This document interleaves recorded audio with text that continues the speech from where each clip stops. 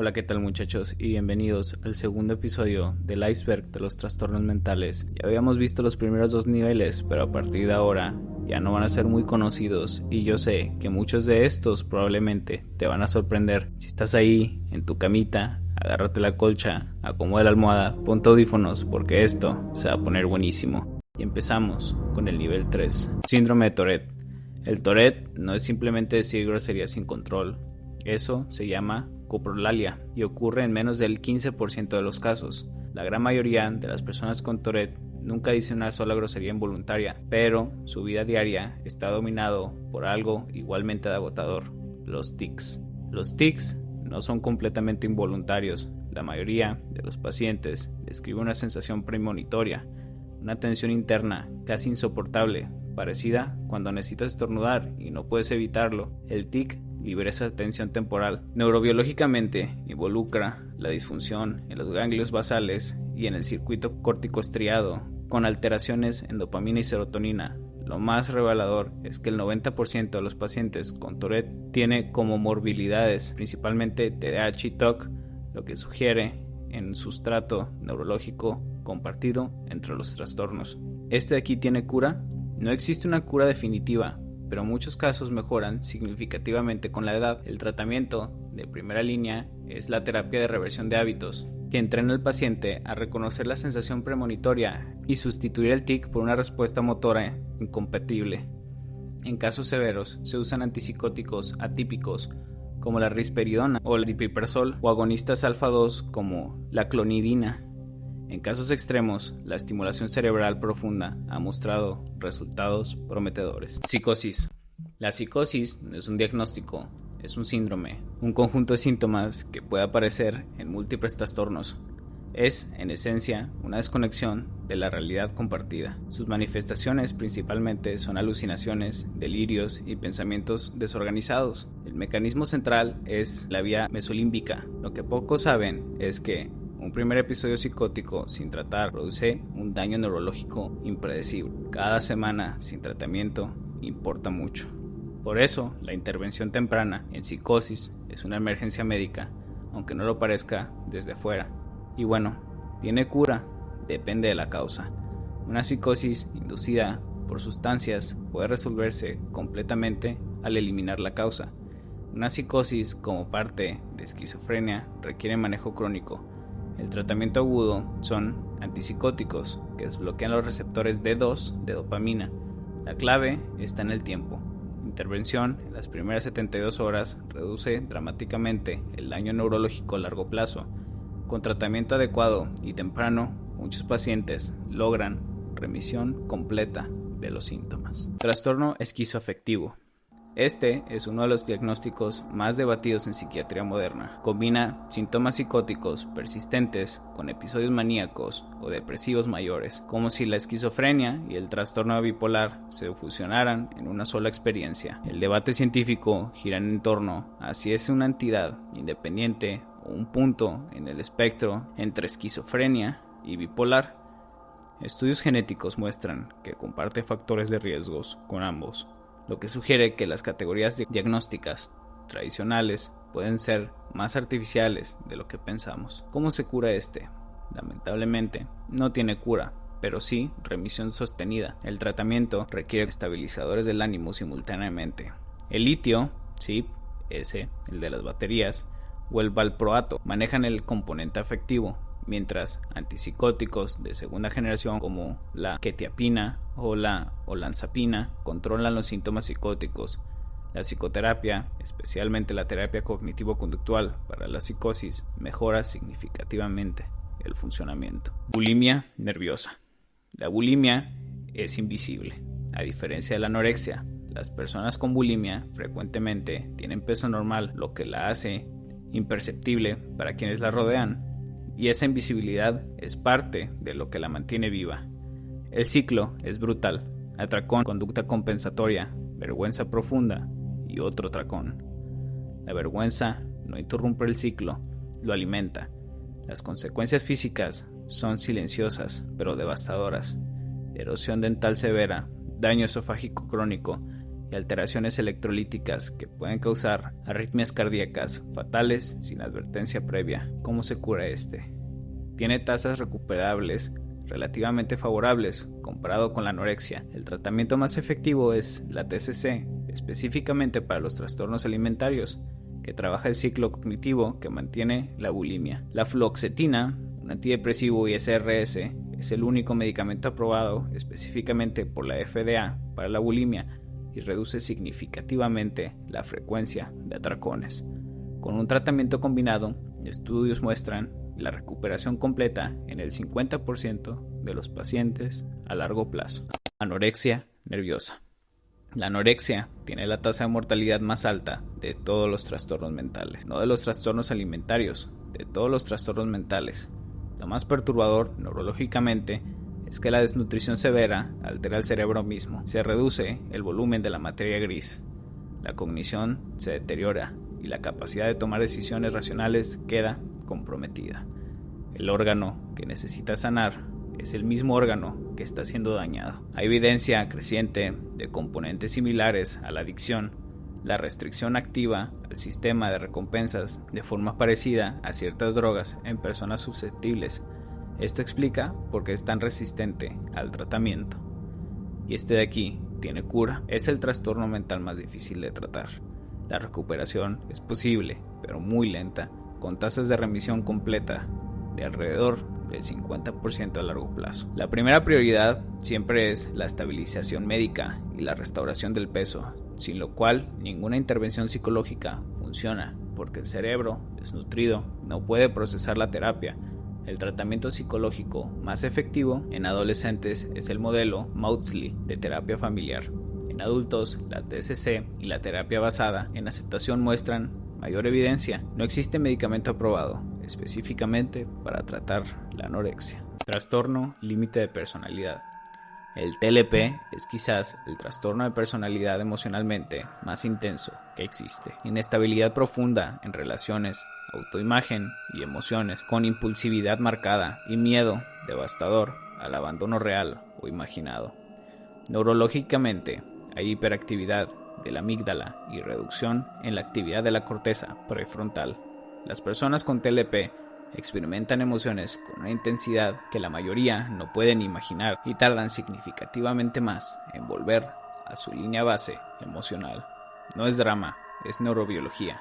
El 75% tiene historia de trauma severo en la infancia y sin embargo el TLP sigue siendo uno de los diagnósticos más estigmatizados dentro del propio sistema de salud. De aquí cómo se trata. Es uno de los pocos casos dentro del trastorno de personalidad con tratamiento altamente efectivo. La terapia dialéctica conductual, desarrollada específicamente por Marsha Linehan, que ella misma vivió con TLP, combina habilidades de mindfulness, regulación emocional, tolerancia al malestar y efectividad interpersonal. Estudios muestran que después de 2 años de DBT, hasta el 77% de los pacientes ya no cumple con los criterios de los diagnósticos. Es un resultado extraordinario para un trastorno de personalidad. Los medicamentos son en sí más complementarios, no el tratamiento principal. Hipocondria. La hipocondria clínica no es simplemente ser exagerado, es un miedo genuino, persistente e incontrolable a tener o desarrollar una enfermedad grave a pesar de la evaluación médica negativa repetida. El mecanismo es una hipervigilancia somática. El cerebro escanea el cuerpo constantemente en busca de señales de amenaza y las interpreta de forma catastrófica. Y la tranquilización médica no ayuda a largo plazo. Es un alivio temporal que refuerza el ciclo de búsqueda de seguridad y lo hace más intenso con el tiempo. ¿Cómo se trata este? Con un tratamiento adecuado, la mayoría de los pacientes logra una reducción significativa de los síntomas. La TCC es el tratamiento más efectivo, trabajando específicamente en la búsqueda de seguridad y la exposición a las incertidumbres de la salud. Los ISRS reducen la hipervigilancia ansiosa. El mayor obstáculo es que estos pacientes típicamente no buscan médicos generales ni psiquiatras y el sistema médico frecuentemente refuerza el ciclo con más estudios y más tranquilizaciones temporales. Disforia de género. La disforia de género es el malestar clínicamente significativo que experimenta una persona cuya identidad de género no coincide con el sexo asignado al nacer. La identidad de género en sí misma no es un trastorno. Lo que se trata es el sufrimiento asociado a esa incongruencia. Neurobiológicamente, estudios de neuroimagen muestran que ciertas estructuras cerebrales en personas trans presentan patrones más similares al cerebro del género con la que se identifican. Hay evidencia específica de variación en el hecho del núcleo de la estría terminal, región del hipotálamo con dimorfismo sexual conocido. Y de aquí se preguntarán muchos cómo se trata. La disforia de género no se cura en el sentido tradicional, porque la identidad de género no es una enfermedad. Lo que se trata es el malestar. El tratamiento afirmativo, que incluye apoyo psicológico, terapia hormonal y en algunos casos intervención quirúrgica. Las terapias de conversión, por otro lado, han sido descartadas por la ciencia y están prohibidas en múltiples países por el daño demostrado que causan. Narcolepsia. La narcolepsia es una enfermedad neurológica crónica causada por la destrucción de neuronas productoras de hipocretina en el hipotálamo lateral. Sin hipocretina, el cerebro pierde la capacidad de regular el ciclo del sueño de forma estable. El síntoma es cinematográfico, es la cataplegia, pérdida súbita del tono muscular desencadenada por emociones fuertes, especialmente la risa. La persona puede desplomarse físicamente al reírse de un chiste mientras está completamente consciente. Es el REM invadiendo la vigilia en tiempo real. Hay evidencia sólida de causa autoinmune. El sistema inmunológico destruye selectivamente las neuronas de hipocretina. Y de aquí probablemente se preguntan muchos, ¿tiene cura? Actualmente no tiene cura, porque las neuronas de hipocretina destruidas no se regeneran en sí. Sin embargo, los síntomas son manejables. El modafinilo y el armodafinilo son los tratamientos de primera línea para los somnolientos diurna. El oxibato de sodio, también conocido como GHB medicinal, es el único tratamiento que aborda tanto la somnolencia como la cataplegia simultáneamente y tiene alta efectividad. Investigaciones recientes en terapia genética y reemplazo de hipocretina representan las esperanzas más prometedoras de tratamiento curativo futuro. Trastorno por atracón. El trastorno por atracón es el trastorno alimentario más prevalente, más común que la anorexia y la bulimia combinadas, y sin embargo es el menos discutido públicamente. Se diferencia de la bulimia en un punto clave: no hay conductas compensatorias. La persona consume cantidades masivas de comida con sensación de pérdida de control, sin hambre real. Lo siguiente es vergüenza y culpa, no purga. Neurológicamente hay disfunción en el circuito de recompensa prefrontal estriatal, similar a los patrones vistos en adicciones. La comida actúa como regulador emocional.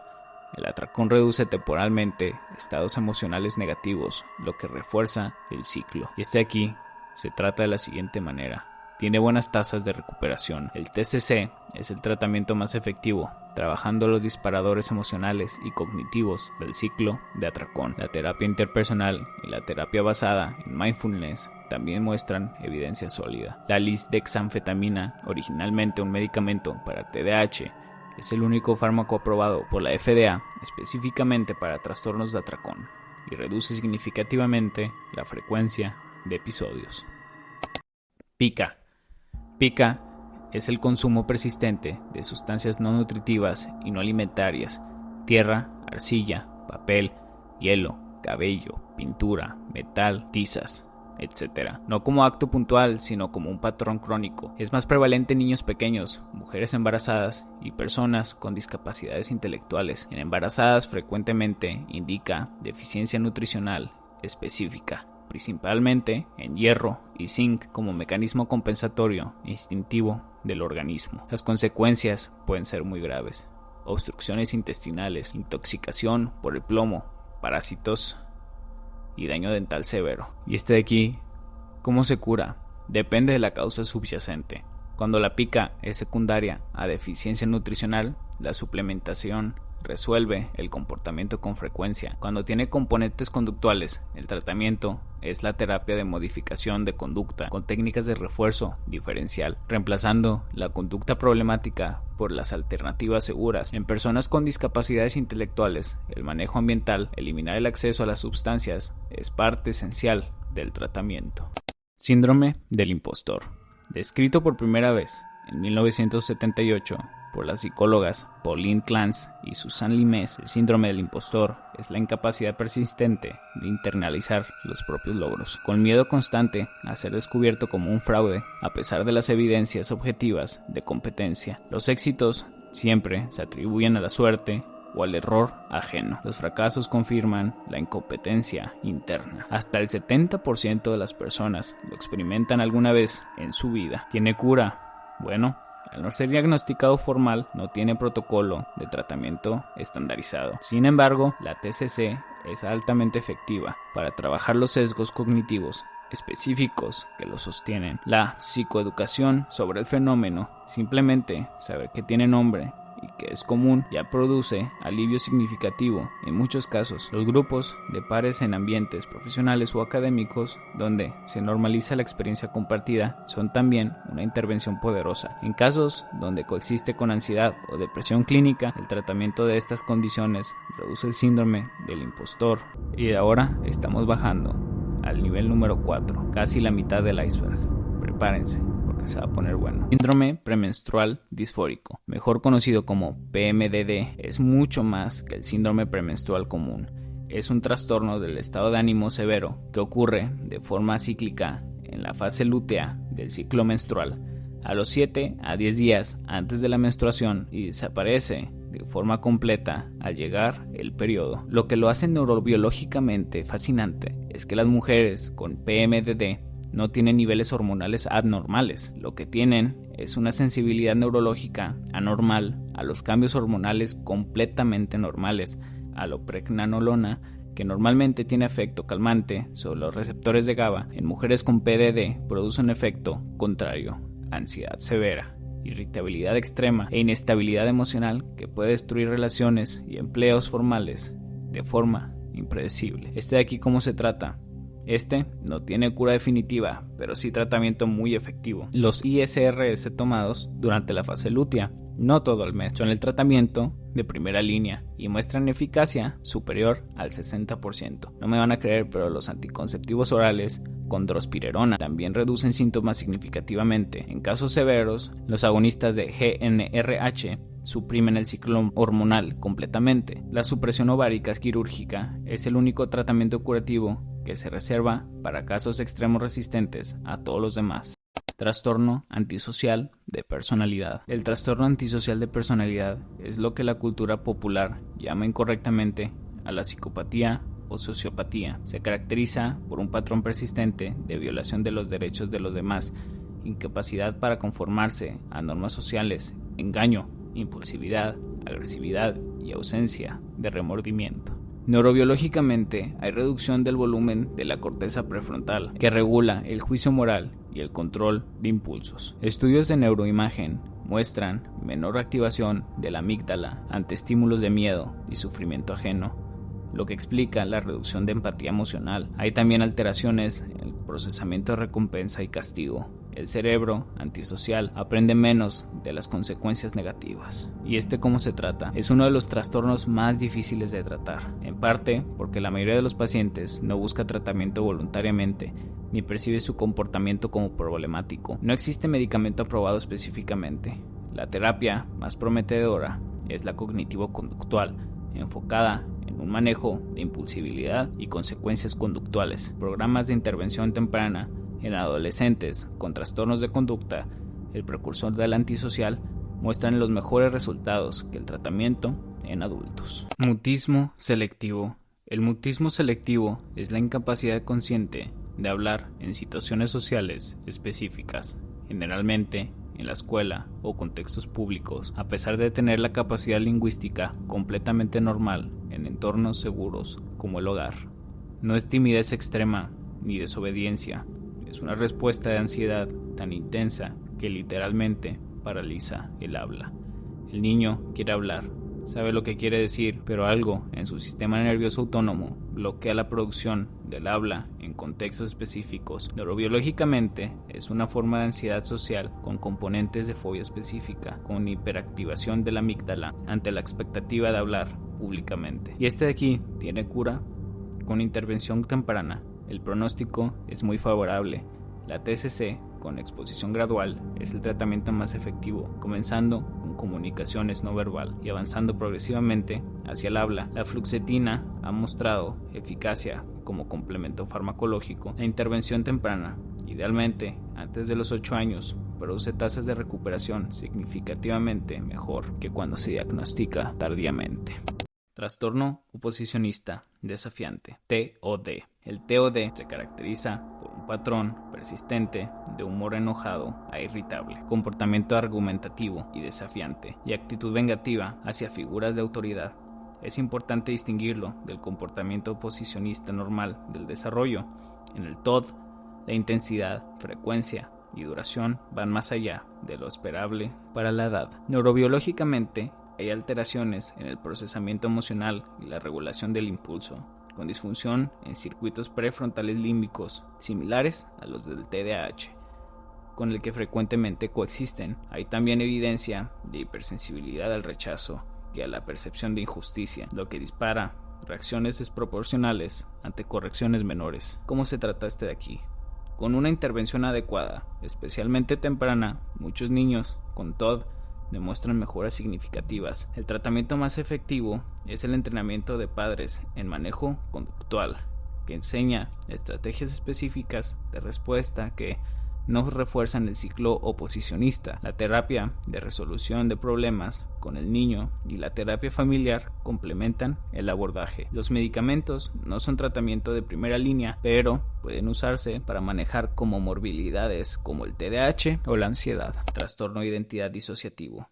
El TID es lo que el cine llama incorrectamente personalidades múltiple. La realidad clínica es mucho más compleja y menos cinematográfica. Se caracteriza por la presencia de 2 o más estados de identidad distintos, cada uno con su propio patrón de percepción, relación y pensamiento sobre el mundo, que alternan el control del comportamiento de la persona. Es casi universalmente el resultado de trauma severo y repetido en la infancia, típicamente antes de los 9 años, cuando la identidad del yo todavía no están consolidadas. La disociación es un mecanismo de supervivencia. La mente, literalmente, se fragmenta para aislar la experiencia traumática en comportamientos separados que no se comunican entre sí. Neurobiológicamente, estudios muestran diferencias en la activación cerebral, campo visual, respuesta de sobresalto y hasta parámetros fisiológicos entre distintos estados de identidad en el mismo individuo. No es simulación, las diferencias son objetivas y cuantificables. Este de aquí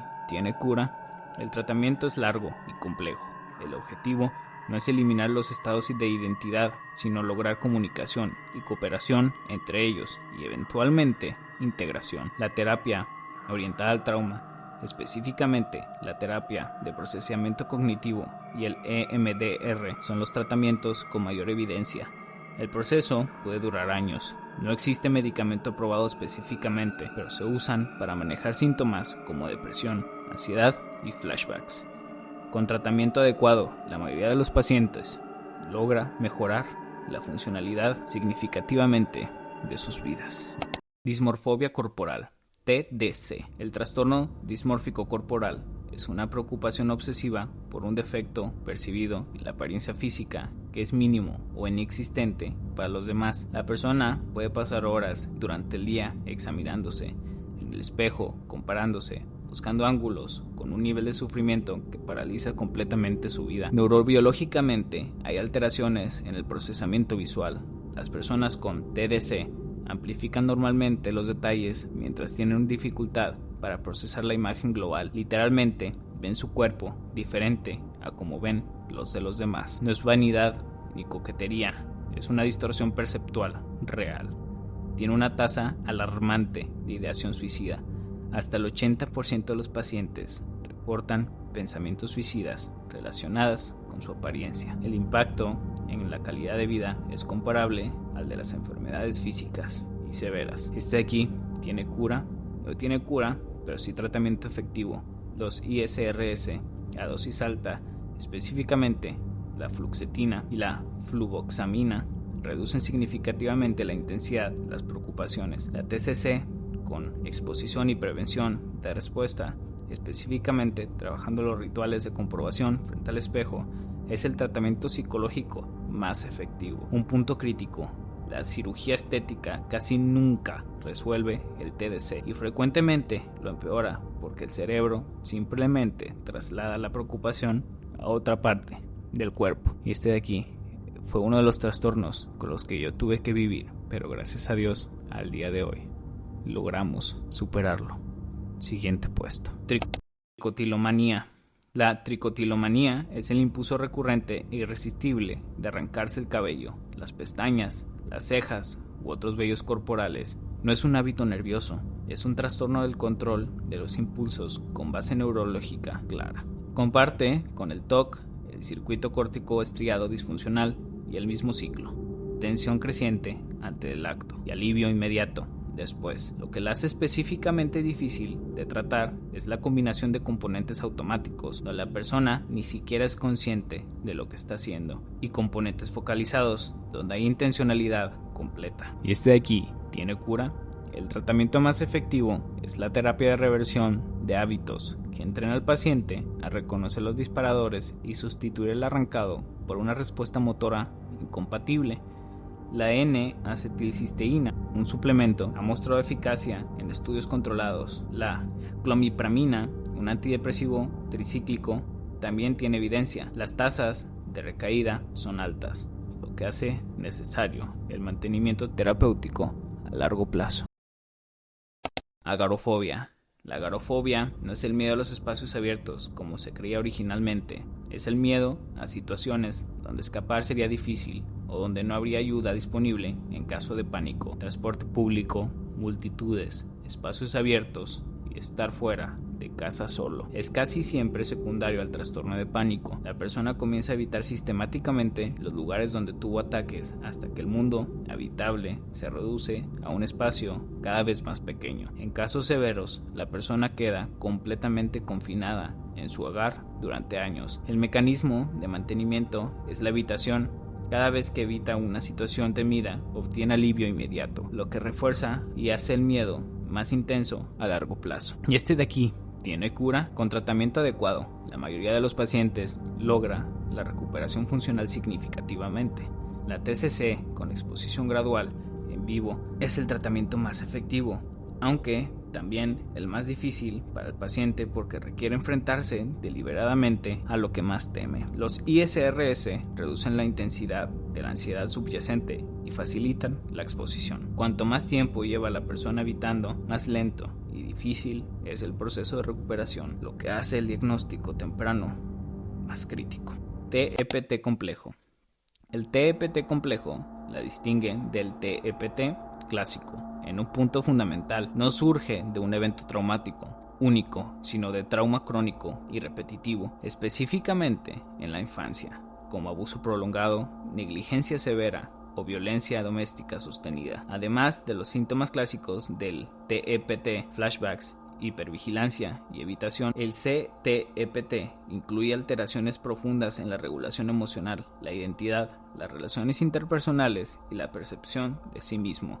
La persona no solo revive el trauma, vive desde el trauma como un marco permanente de su existencia. Neurobiológicamente, hay cambios estructurales en el hipocampo, la amígdala y la corteza prefrontal que afectan la memoria, la respuesta al estrés y la regulación emocional de forma simultánea. ¿Cómo se trata este de aquí? El tratamiento es largo y requiere un enfoque por fases. Primero, estabilización y seguridad, procesamiento del trauma y finalmente integración y reconexión. El MDR y la terapia de procesamiento cognitivo tienen la mayor evidencia. La terapia de sistema de la familia interna también muestran resultados prometedores. Los medicamentos manejan síntomas específicos como el insomnio, hiperactivación e irritabilidad. La recuperación es posible, pero requiere años de trabajo terapéutico constante. Disgrafia. La disgrafia es la dificultad específica y persistente en la escritura a mano que no se explica por falta de instrucción ni por déficit intelectual. Va más allá de la letra fea. Incluye dificultad para mantener el espacio entre palabras, precisión inconsistente sobre el papel, letras mal formadas y dolor o fatiga al escribir. Neurobiológicamente involucra disfunción en la integración sensoriomotora, específicamente en la coordinación entre el procesamiento visual espacial y la ejecución motora fina. Se asocia frecuentemente con TDAH, dislexia y dispraxia, formando parte del grupo de los trastornos del neurodesarrollo con sustrato neurológico compartido. No tiene cura, pero responde bien a intervención temprana con terapia ocupacional especializada en habilidades motoras finas. Las adaptaciones académicas, permitir el uso del teclado o grabación de voz son fundamentales para que la disgrafia no limite el rendimiento escolar. La práctica estructurada con técnicas específicas de formación de letras puede mejorar significativamente la estructura con el tiempo. Síndrome de cabeza explosiva. El síndrome de cabeza explosiva es tan dramático en nombre como desconcertante en experiencia. La persona escucha un sonido extremadamente fuerte, una explosión, un disparo, un choque, justo antes de quedarse dormida o al despertar, sin que haya ninguna fuente sonora real. Algunas personas también experimentan destellos de luz simultáneos. No causa dolor a pesar del nombre, lo que causa es terror, y ese terror frecuentemente produce insomnio secundario por miedo a volver a experimentarlo. El mecanismo propuesto involucra una descarga neuronal anormal en las regiones auditivas del cerebro durante la transición del sueño, similar a una convulsión focal, pero limitada al procesamiento auditivo.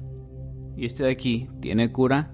En la mayoría de los casos se resuelve espontáneamente. La psicoeducación, simplemente explicar al paciente que no es peligroso ni señal de enfermedad grave, reduce dramáticamente la ansiedad asociada y con frecuencia la frecuencia de los episodios. En casos persistentes, la clomipramina y el topiramato han mostrado eficacia anecdótica. Es un trastorno grave subdiagnosticado porque los pacientes frecuentemente no lo reportan por miedo a no ser tomados con seriedad. Piromanía. La piromanía no es simplemente prender fuego por diversión o por motivación criminal. Es un trastorno del control de impulsos caracterizado por fascinación intensa por prender fuego, tensión creciente antes de iniciarlo y placer, gratificación o alivio al presenciar o participar en el incendio.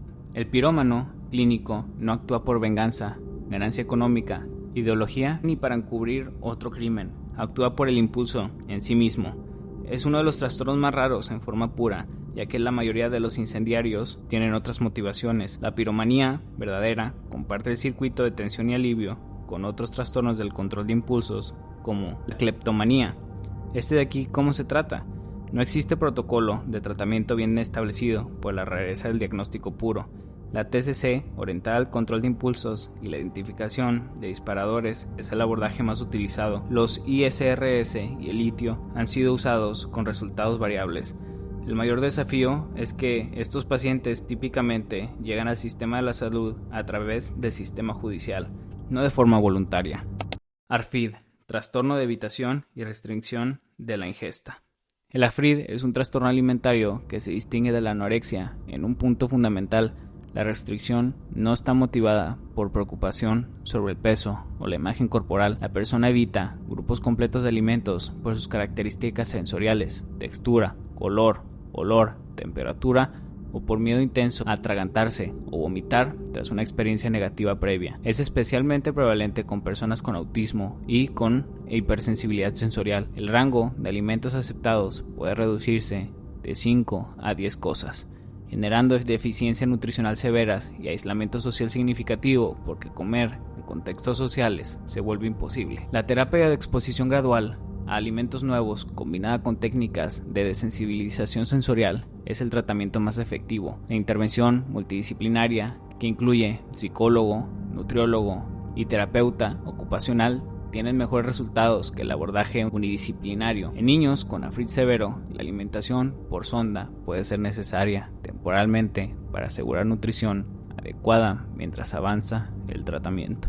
Cleptomanía. La cleptomanía no es robar por necesidad ni por motivación antisocial. Es el impulso recurrente e irresistible de robar objetos que no se necesitan y que generalmente no tienen valor para la persona. El patrón es idéntico a otros trastornos de impulso: tensión creciente antes del acto, placer o alivio durante y culpa o vergüenza después. Hay evidencia de disfunción en el sistema opioide y serotoninérgico. El cleptómano no planea el robo, frecuentemente no lo recuerda con claridad y el objeto robado no tiene utilidad ni valor simbólico.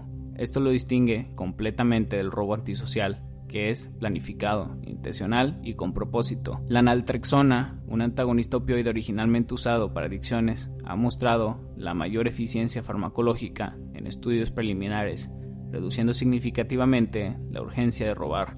El TCC, con técnicas de control de impulsos y exposición con prevención de respuesta complementaria al tratamiento farmacológico. Las tasas de respuesta son moderadas y las recaídas son frecuentes, requiriendo tratamiento de mantenimiento. Y ahora descendemos al nivel número 5. Complejo Madonna prostituta, descrito originalmente por Sigmund Freud.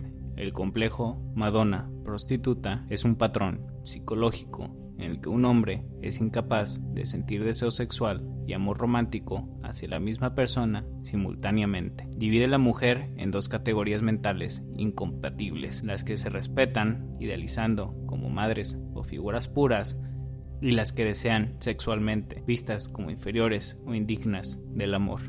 El mecanismo psicodinámico propuesto involucra conflictos no resueltos en torno a la figura materna durante el desarrollo. El deseo sexual hacia la madre está prohibido psíquicamente, de modo que el cerebro aprende a desexualizar a cualquier mujer que ocupe ese rol emocional. El resultado es una escisión cognitiva que hace el amor romántico y el deseo sexual mutuamente excluyentes. Desde la psicología cognitiva moderna se entiende como un esquema cognitivo disfuncional con componente de pensamiento dicotómico extremo y dificultades en la integración de aspectos contradictorios de las relaciones. Este de aquí tiene cura.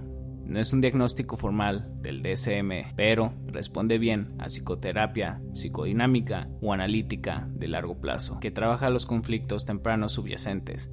La terapia cognitiva puede abordar los esquemas dicotómicos específicos. La terapia de pareja es frecuentemente necesaria dado el impacto en la relación. El pronóstico mejora significativamente con motivación genuina de cambio por parte del paciente. Trastorno esquizoide de personalidad. El trastorno esquizoide de personalidad se caracteriza por un patrón persistente de distanciamiento de las relaciones sociales y un rango restringido de expresión emocional. La persona prefiere genuinamente la soledad, no siente deseo de relaciones íntimas, incluyendo las románticas, y experimenta muy poco placer en casi ninguna actividad. Es crucial distinguirlo del autismo y de la introversión normal. El esquizoide no es una persona tímida que desea conectar, pero no sabe cómo. Es una persona que genuinamente no experimenta la necesidad de conexión social que la mayoría de los humanos da por sentada. Neurobiológicamente, hay evidencia de reducción en activación del sistema de recompensa social, la red cerebral, que hace que las interacciones humanas sean inherentemente gratificantes para la mayoría. No debe confundirse con la esquizofrenia. No hay psicosis, no hay ruptura con la realidad.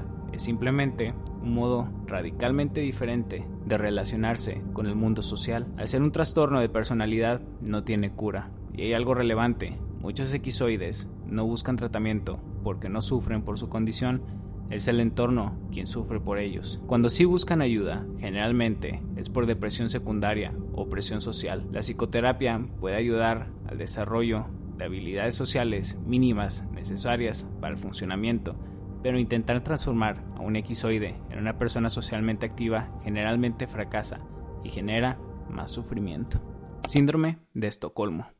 El síndrome de Estocolmo describe el fenómeno psicológico en que una víctima de secuestro, abuso o cautiverio desarrolla sentimientos positivos, lealtad e incluso amor hacia su captor o agresor. El nombre viene del robo a un banco de Estocolmo en 1973, donde los rehenes defendieron a sus captores al ser liberados. El mecanismo es un proceso de supervivencia. Ante una amenaza extrema e inescapable, el cerebro busca cualquier señal positiva del agresor, cualquier gesto de amabilidad o protección, y la amplifica como estrategia para reducir la amenaza percibida. Identificarse con el agresor, verlo como humano o incluso como protector, reduce la angustia existencial de la situación. Ocurre en secuestros, pero también en relaciones abusivas, situaciones de violencia doméstica prolongada y en miembros de sectas. Es un mecanismo adaptativo que en el contexto equivocado produce consecuencias devastadoras. No es un diagnóstico formal, sino un fenómeno psicológico, pero sus efectos requieren tratamiento. La terapia orientada a trauma, especialmente EMDR, y la terapia de procesamiento cognitivo son los mayores abordajes más efectivos.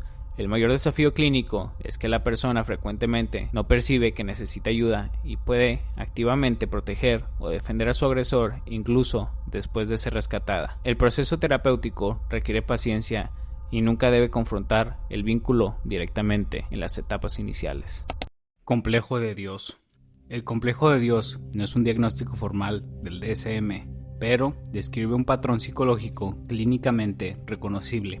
La creencia inamovible en la propia omnisciencia, superioridad moral e intelectual y el derecho a tomar decisiones sobre la vida de otros ni rendición de cuentas. Se diferencia del narcisismo clínico en que el narcisista busca admiración externa. La persona con complejo de Dios frecuentemente no necesita validación ajena porque su convicción de superioridad es completamente autosuficiente. Se observa con mayor frecuencia en personas con posiciones de poder extremo, cirujanos, líderes religiosos, políticos, ejecutivos de alto nivel. Desde la neuropsicología, el poder sostenido produce cambios mesurables en la función prefrontal que reducen la capacidad de tomar perspectivas ajenas y aumentan la tendencia a la toma de decisiones impulsivas. El poder literalmente cambia el cerebro. Prácticamente ninguna persona con complejo de Dios busca tratamiento voluntariamente porque no percibe nada que necesite cambiarse. Las intervenciones más efectivas son estructurales, sistemas de rendición de cuentas, supervisión externa y consecuencias reales por las decisiones tomadas. En contextos terapéuticos, cuando el paciente llega forzado por circunstancias externas, la terapia psicodinámica de largo plazo es el abordaje más utilizado. Trastorno histriónico de personalidad. El trastorno histriónico de personalidad se caracteriza por emotividad excesiva y búsqueda constante de atención. La persona se siente incómoda cuando no es el centro de atención. Usa la apariencia física de forma inapropiada para llamar la atención también. Tiene un estilo de hablar dramático y teatral y sus emociones cambian rápidamente y parecen superficiales. Es uno de los trastornos de personalidad más frecuentemente malentendidos y estigmatizados, en parte porque sus síntomas son percibidos como una manipulación o actuación deliberada, cuando en realidad son la única estrategia de regulación emocional y obtención de validación que la persona conoce. Neurobiológicamente hay evidencia de hipersensibilidad al rechazo social y las alteraciones en la regulación emocional similares al TLP, con el que frecuentemente superpone diagnósticamente. No tiene cura, pero responde a psicoterapia de largo plazo. La terapia psicodinámica trabaja los patrones de apego y las necesidades subyacentes de validación. La TCC aborda sus patrones cognitivos que mantiene el comportamiento. El mayor desafío es la alianza terapéutica. La persona puede idealizar al terapeuta o dramatizar el proceso terapéutico de forma que complican el trabajo clínico. Trastorno esquizotípico de personalidad. El trastorno esquizotípico de personalidad se ubica en el espectro de la esquizofrenia, pero sin llegar a la psicosis franca.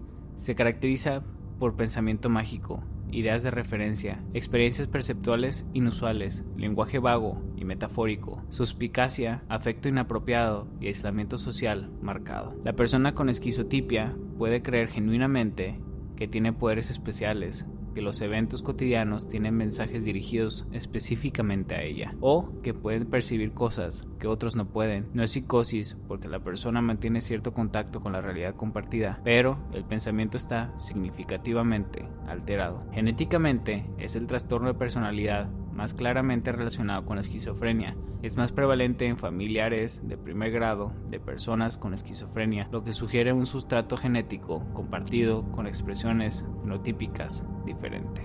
No tiene cura. Los antipsicóticos a dosis baja pueden reducir el pensamiento mágico y las experiencias perceptuales inusuales. La TCC adapta el pensamiento de un esquizotípico a cuestionar las ideas de referencia sin generar confrontación directa. El aislamiento social es el síntoma más difícil de abordar y el que más impacta la calidad de vida a largo plazo. Trastorno evitativo de personalidad.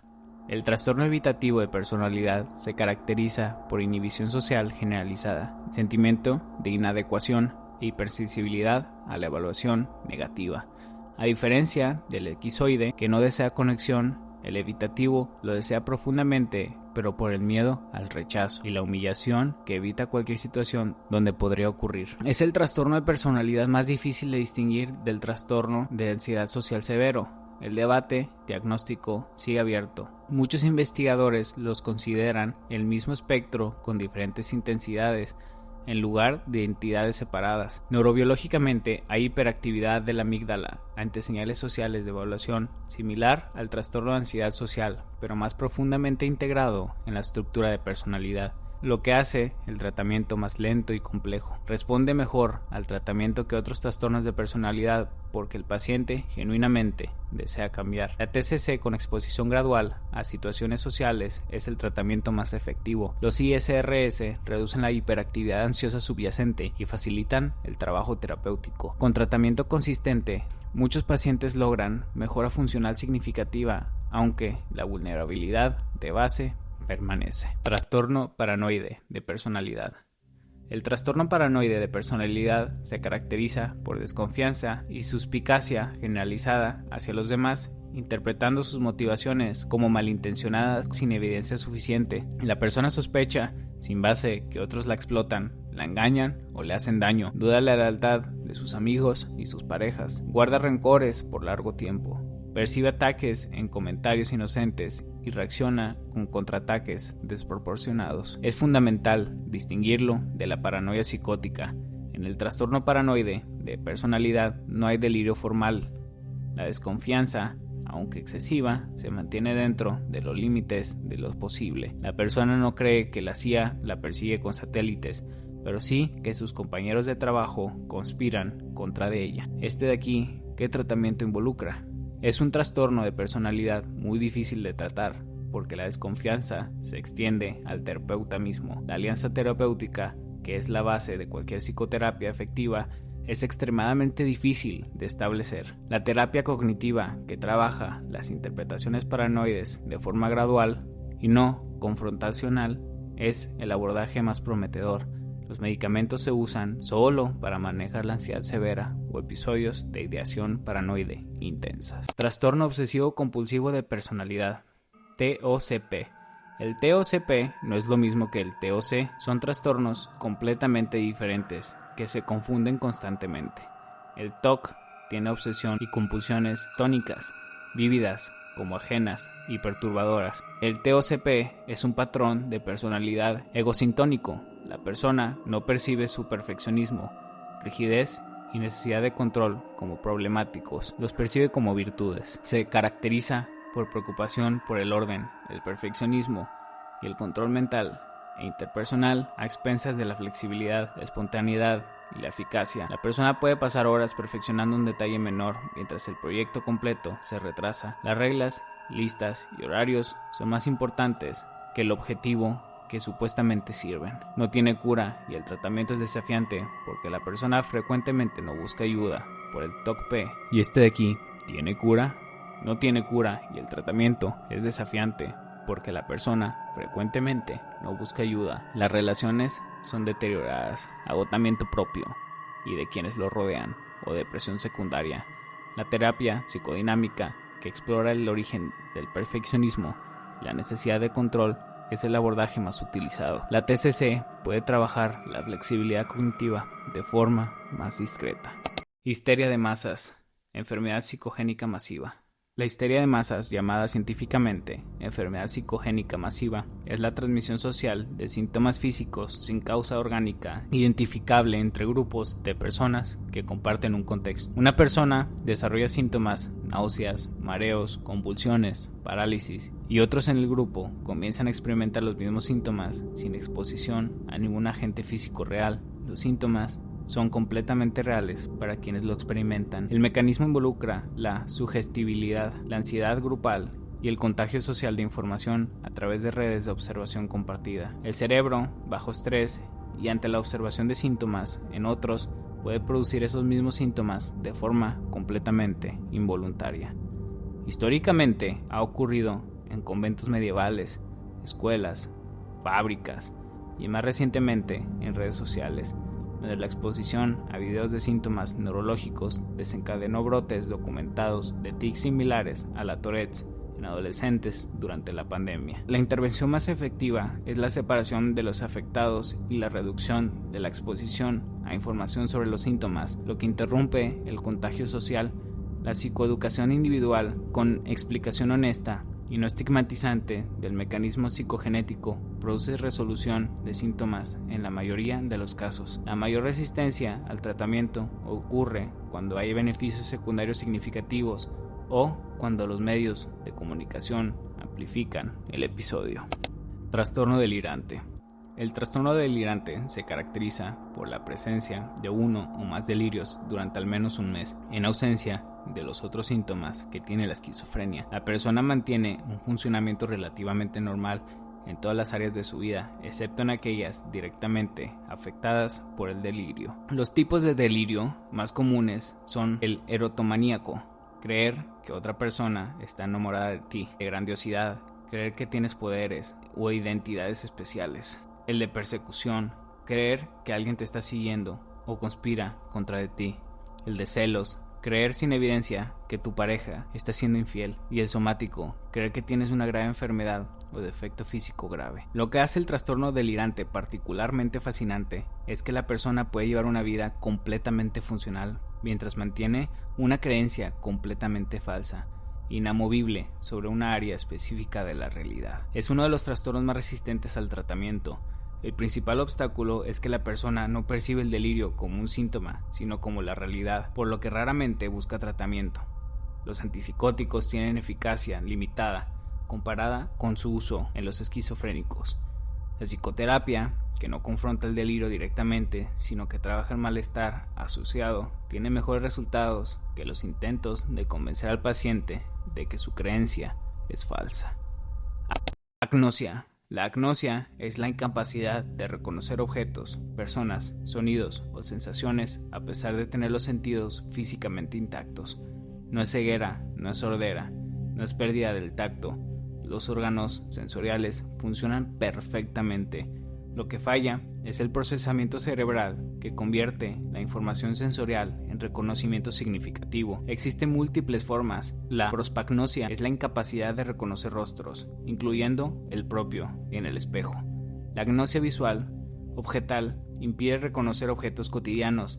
La agnosia auditiva impide reconocer sonidos familiares. La asomatognosia impide reconocer partes del propio cuerpo. Neurológicamente, es causada por daño en áreas específicas de la corteza cerebral, principalmente en las regiones de asociación temporal y parietal, que integran la información sensorial con el conocimiento almacenado.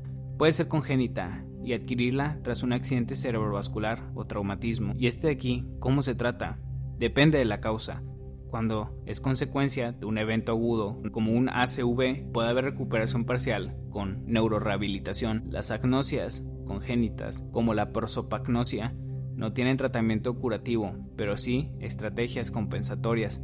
Reconocer la persona por la voz, la silueta, el cabello o el contexto en lugares del rostro. La neuroplasticidad permite desarrollar estas rutas alternativas de reconocimiento con prácticas sistemáticas. Síndrome de referencia olfativa. El síndrome de referencia olfativa es la preocupación persistente y perturbadora de que el propio cuerpo emite un olor desagradable que otros pueden percibir, a pesar de que no existe tal olor o es completamente imperceptible.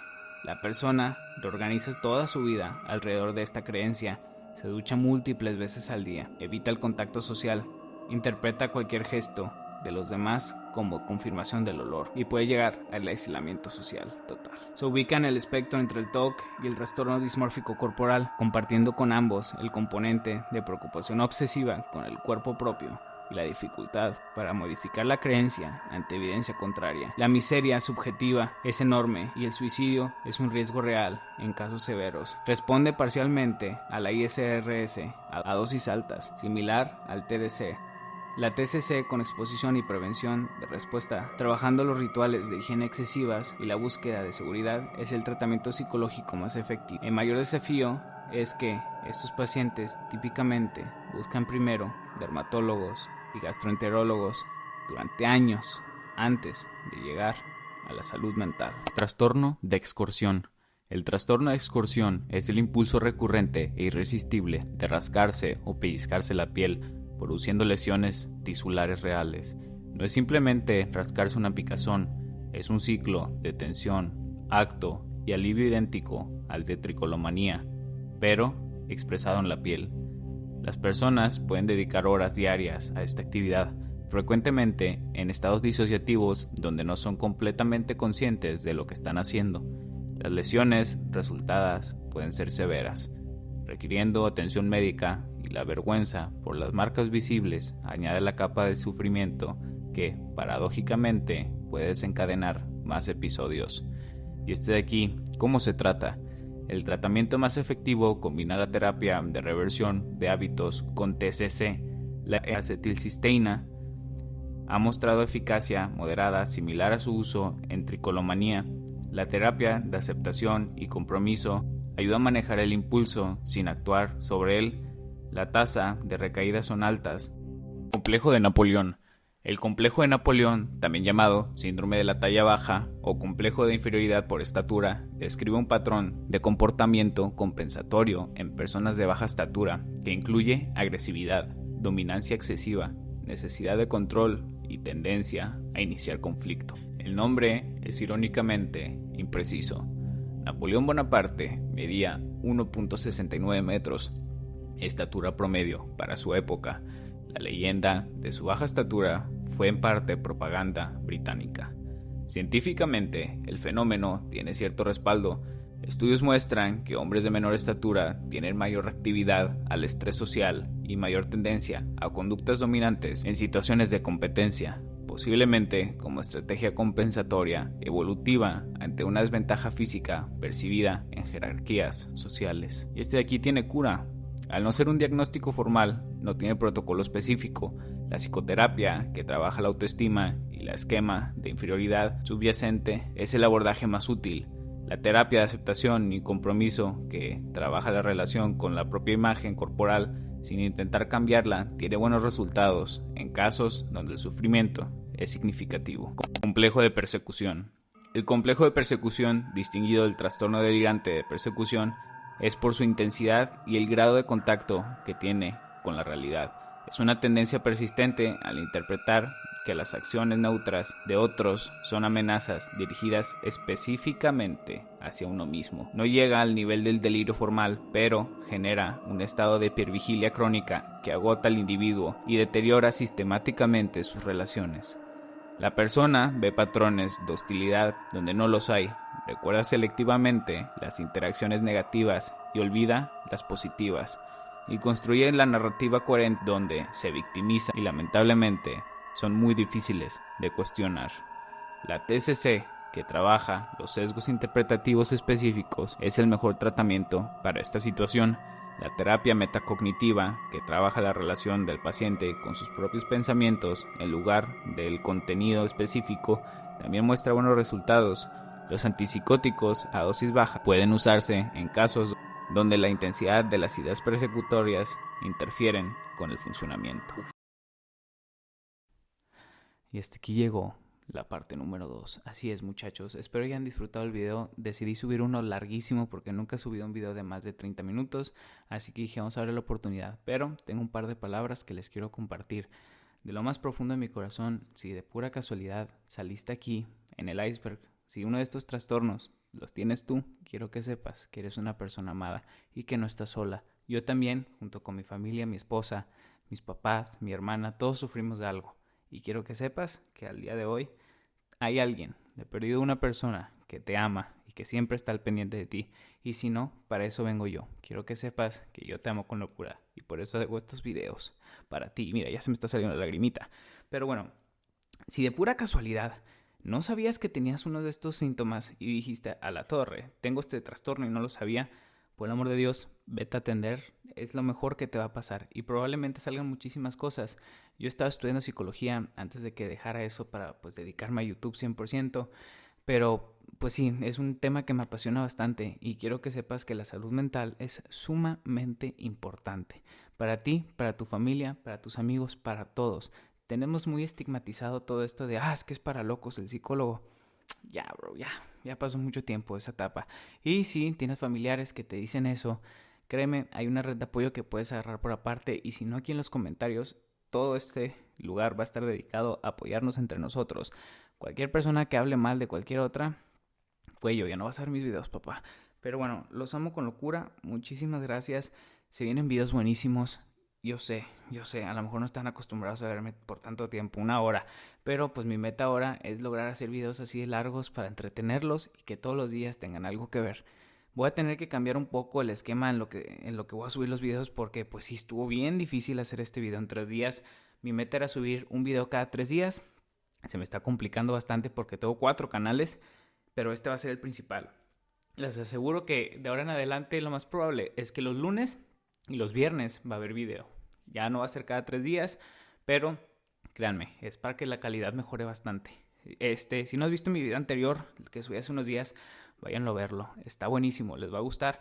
Y bueno, si de pura casualidad tienen algún tema del que quieran que hable, de que le dedique todo el 100, por favor pónganmelo abajo, porque también me importa mucho saber qué quieren escuchar y qué no, porque ya van varios videos que subo y pues no les va muy bien y digo, bueno, a lo mejor quieren ver algo en específico, así que por favor, si tienen algo que digan ustedes, quiero ver esto, pónganmelo abajo.